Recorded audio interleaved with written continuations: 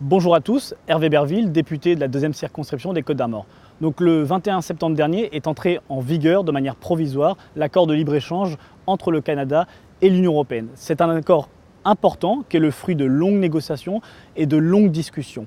Mais c'est vrai, il a suscité quelques interrogations de la part de telle ou telle filière, de la part de citoyens et d'organisations de la société civile. C'est pour ça que le président de la République et le Premier ministre ont voulu mettre en œuvre et demander un rapport de la part des commissions des experts. Dans le même temps, et à la suite de ce rapport, les parlementaires du groupe La République En Marche se sont emparés de ce sujet pour affirmer une double opposition. Une opposition au protectionnisme primitif et une opposition au dumping social. Et avec cet accord de libre-échange-là, et avec les mesures qu'on a proposées au Premier ministre, qui s'intègrent pleinement dans le plan d'action qu'il va présenter le 25 octobre prochain, on veut faire la démonstration qu'on peut avoir un accord de libre-échange qui soit juste, équitable et surtout qui permette de tenir nos ambitions climatiques, environnementales et sanitaires.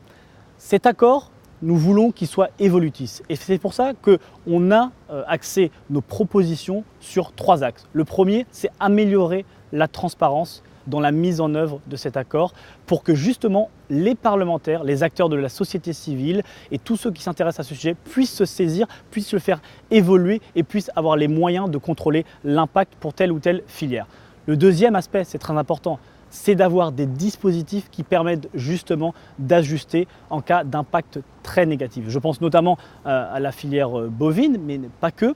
Et il va y avoir un rôle très important de la part des parlementaires et de l'exécutif de faire en sorte qu'on ait vraiment les moyens dans cet accord de contrôle de nos importations et des moyens pour faire en sorte que ce qui rentre dans notre pays soit conforme à toutes les normes environnementales, sanitaires et aussi phytosanitaires. Donc ça, c'est un important point parce que c'est ce qu'attendent nos concitoyens, c'est ce qu'attendent nos agriculteurs et c'est ce qu'attendent tout l'ensemble du groupe La République En Marche. Et enfin, le troisième aspect, mais qui découle des autres, c'est de faire en sorte que tous ces dispositifs, toutes ces propositions, ces recommandations soient intégrées dans les futurs accords de libre-échange. Je pense là notamment au Mercosur, celui avec l'Australie, celui avec le Japon, pour faire en sorte que ces accords soient plus transparents dans la méthode, dans le fond, et que chaque citoyen, tous les gens qui veulent s'en emparer, puissent le faire. Parce qu'il ne faut pas se raconter d'histoire. On a besoin d'accords de libre-échange et il serait un peu ubuesque qu'on n'arrive pas à aller au bout d'un accord de libre-échange